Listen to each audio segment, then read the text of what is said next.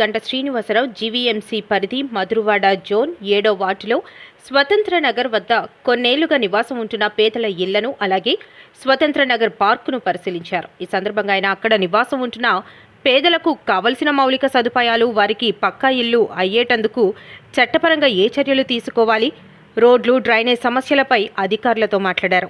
అనంతరం స్వతంత్ర నగర్ పార్క్ను పరిశీలించి పార్క్ మెయింటెనెన్స్ను అలాగే పార్క్ను ఏ విధాలుగా వాడుకోవాలో అధికారులకు, స్థానిక నాయకులకు దిశానిర్దేశం చేశారు.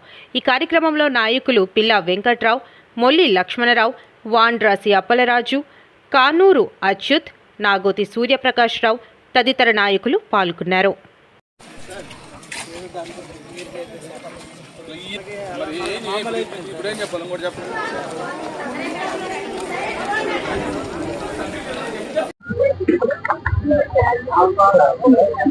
అందరికీ నమస్కారం. ఈరోజు ఈ స్వతంత్ర నగర్ పార్కు సంబంధించి ఎన్నో ఏళ్లుగా ఈ పెండింగ్ ఉన్న సమస్యలపైన ఇప్పటికే పలు దఫాలు ఇక్కడ స్థానిక నివాసం ఉంటున్న వ్యక్తులందరూ కూడా వచ్చి కలవడం జరిగింది. నేను స్వయంగా విజిట్ చేసి దాని మీద ఒక నిర్ణయం తీసుకుందామని వాళ్ళకి చెప్పిన మాట ప్రకారం ఈరోజు ఈ కాలనీ అంతా కూడా విజిట్ చేయడం జరిగింది. దాంతోపాటు ఈ పార్కులో కూడా కొన్ని వస్తువులు ఏవైతే ఉన్నాయో వాటికి సంబంధించి కూడా కొన్ని సూచనలు చెప్పారు, అవి కూడా మాట్లాడడం జరిగింది. ప్రధానంగా వైజాగ్ అనేది ఈరోజు ఒక హ్యాపెనింగ్ ప్లేస్, సిటీ ఆఫ్ డెస్టినీగా ఒక పక్క గూగుల్ లాంటి కంపెనీలు వచ్చి మొత్తం అంతర్జాతీయంగా కూడా వైజాగ్ శ్రవ్యంగా అభివృద్ధి చెందుతా ఉంది. మరి దాంతోపాటు ప్రధానమైన ప్రాంతాల్లో సమస్యలు కూడా పెరుగుతూ ఉన్నాయి. వాటిలో ముఖ్యమైనది ఈరోజు హౌసింగ్. ఈరోజు ప్రభుత్వం కూడా ప్రతి పేదవాడికి కూడా సొంత ఇల్లు కల్పించాలనే లక్ష్యంగా మరి ముందుకెళ్తున్న విషయం కూడా మనం చూస్తా ఉన్నాం. అయితే ఇక్కడ ప్రత్యేకించి ఇక్కడ విషయం ఏంటంటే ఎన్నో ఏళ్ల నుంచి ఇది ఈ కాలనీ, ఈ కాలనీ ఏమంటారు, స్వతంత్ర నగర్ కాలనీ అంటా ఉంటాం. నేను గతంలో మంత్రిగా ఉన్నప్పుడు కూడా 2-3 దఫాల్లో దాన్ని విజిట్ చేయటం, అప్పుడు కమిషనర్ గా ఉన్న హరినారాయణ గారు అలాగే హెచ్నారాయణ గారు వాళ్ళని కూడా తీసుకొచ్చి దాని మీద పలు దఫాలు మాట్లాడుకోవటం, దానికి ఎలా పరిష్కారం చేయాలి ఇవన్నీ కూడా కొంత ప్రయత్నాలు కూడా జరిగాయి. అయితే అప్పుడు కొంతమందికి 30 మందికి పట్టాలు ఇచ్చారనేది స్థానికంగా వాళ్ళు చెప్తా ఉన్నారు. మిగతా బ్యాలెన్స్ వాళ్ళకి ఆ పట్టాలు కూడా పెండింగ్ ఉన్నాయి. దాన్ని మొత్తం మిగతా వాళ్ళు కూడా పట్టాలు ఇచ్చి దాన్ని రెగ్యులరైజ్ చేసి వాళ్ళకి ఆ సమస్యలు లేకుండా చేయాలనేది వాళ్ళ ఇది. నేను జెడ్సీ గారిని అలాగే మిగతా అధికారులందరినీ కూడా ఒకటే కోరాను, వాళ్ళు స్థానికులతో మాట్లాడి అసలు వాళ్ళకున్న గ్రౌండ్ ఏంటి, వాళ్ళు ఎప్పటి నుంచి ఉన్నారు, వాళ్ళకున్న ఇబ్బందులు ఏంటి, దాన్ని ఎలా చేయాలి మొత్తం అంతా రిపోర్ట్ తయారు చేస్తే ఇది గౌరవ ముఖ్యమంత్రి గారితో మాట్లాడి దీనికి ఒక పర్మనెంట్ పరిష్కారం చూపించాల్సిన బాధ్యత ఉంది.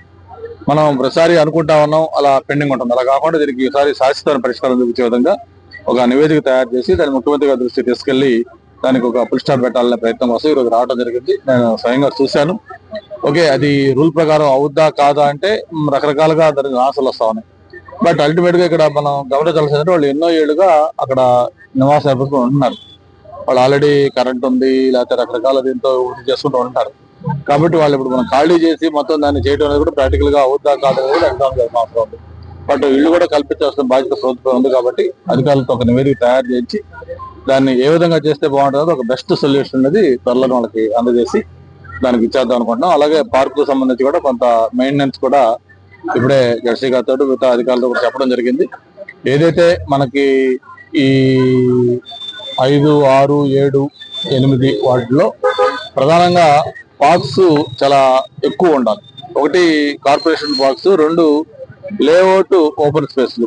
మొన్న కూడా నేను 6వ వార్డులో విజిట్ చేసినప్పుడు అక్కడ ఒక థీమ్ పార్క్ చూశాను. చక్కగా అది అక్కడ ఉన్న అసోసియేషన్ సొసైటీలో ఉన్న ఎవరైతే నివాసం ఉంటున్నారో వాళ్ళందరూ కలిపి ఒక అసోసియేషన్ గా ఫామ్ అయ్యి కార్పొరేషన్ సహకారంతో దాన్ని చక్కగా మెయింటైన్ చేస్తున్నారు. ఒక రోల్ మోడల్ పార్క్ లాగా చేశారు. అక్కడ ఫెసిలిటీస్ కానీ మెయింటెనెన్స్ కానీ, అలాగే దానికి అవసరం వస్తే కొంత ఎంట్రీ టికెట్ నామినల్ గా పెట్టుకున్నారు. అలాగే ఏదైనా ఫంక్షన్లు చేసుకోవడానికి మంచి ఆడిటోరియం లాగా, యోగా లాంటివి చేసుకోవడానికి అన్ని కూడా ఉన్నాయి. సేమ్ దానికంటే ఇది ఇంకా ఎక్కువ పెద్ద ఏరియా, బాగుంది. దీన్ని కూడా అలా చేసుకోవచ్చు. ఇప్పుడే కమిషనర్ గారు కూడా చెప్పాను. ఏదైతే ఇక్కడ లోకల్ అందరూ కూడా లోకల్ కార్పొరేటర్ గారు ఆధ్వర్యంలో ఒక మీటింగ్ పెట్టుకుంటారు, రేపల్లెల్లో మీటింగ్ పెట్టుకొని ఇది కూడా ఒక అసోసియేషన్ ఆల్రెడీ ఉందన్నారు, యాక్టివ్ ఉన్నారు వాళ్ళందరితో కూడా మాట్లాడి ఆ బేసిక్ ఫెసిలిటీస్ ఏమేమి చేయాలో ఈ కార్పొరేషన్ ప్రొవైడ్ చేస్తుంది. చేసిన తర్వాత ఆ మెయింటెనెన్స్ అనేది రెగ్యులర్ గా వాళ్ళు ఆ అసోసియేషన్ కి హ్యాండ్ ఓవర్ చేస్తారు. అసోసియేషన్ వాళ్ళు కూడా అవసరం వస్తే నామినల్ గా అక్కడ థీమ్ పార్కులు పెట్టట్టు నామినల్ టికెట్లు పెట్టుకోవచ్చు, కొంత అమౌంట్ కార్పస్ ఫండ్ కూడా డెవలప్ చేసుకోవచ్చు అని చెప్పి కూడా తెలియజేసుకుంటూ, అక్కడే ఇప్పుడే చెట్లు అవి కూడా పడిపోయి దాదాపు 45 అంటున్నారు. అవి కూడా క్లీన్ చేయాలంటే కొంత వాళ్ళకి మెషినరీ లేదు, స్టాఫ్ లేదు చెప్తా ఉన్నారు. అది కూడా ఇప్పుడే జెర్సీ గారు చెప్తాం, దాన్ని ఈ రోజు రేపట్లో దాన్ని కూడా క్లియర్ చేస్తారు. మనకి మొత్తం మన కాన్స్టిట్యూన్స్ లో ఉన్న అన్ని పార్కులు కూడా ఈ విధంగానే మొత్తం ఎక్కడెక్కడైతే పార్కులు ఉన్నాయో అవన్నీ వాళ్ళకి బేసిక్ ఫెసిలిటీస్ పెట్టి అక్కడ లోకల్ అసోసియేషన్ హ్యాండ్ ఓవర్ చేసే విధంగా కూడా త్వరలోనే ఒక డిసిషన్ తీసుకుని ముందుకు వెళ్తాం.